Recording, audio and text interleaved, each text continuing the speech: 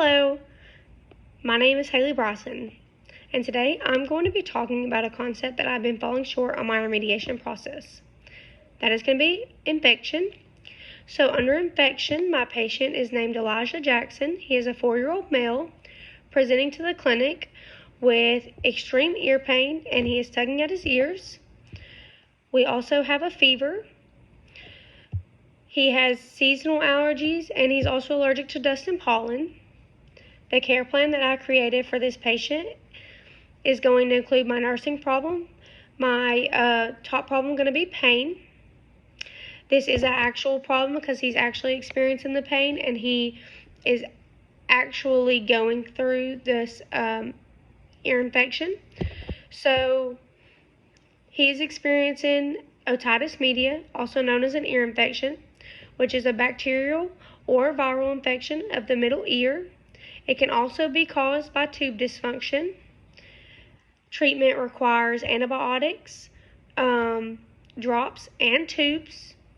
So tubes do have to be implanted surgically, and that is only usually if it is a persistent problem and it is a dysfunction of the middle ear not draining properly.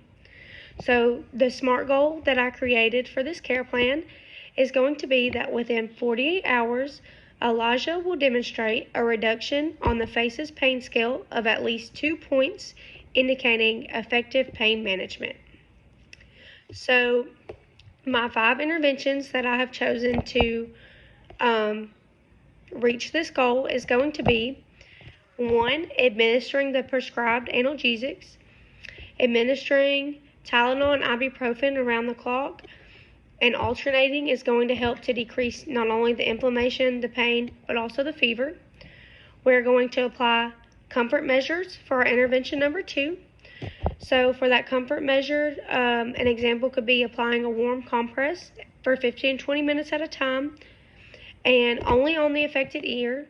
On our patient, he is experiencing pain in both ears, so we would do that on both sides.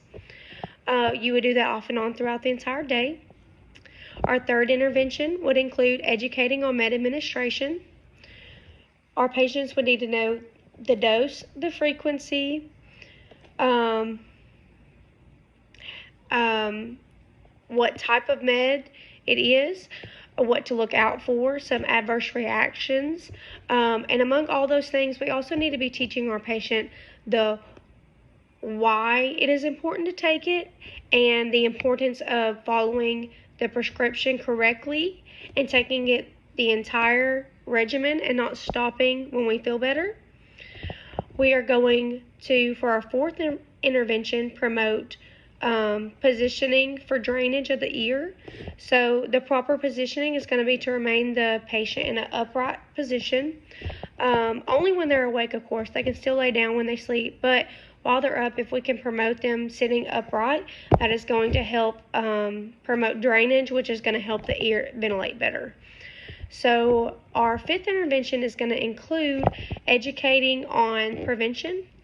So under that category, I would like to talk about avoiding smoke exposure, whether it be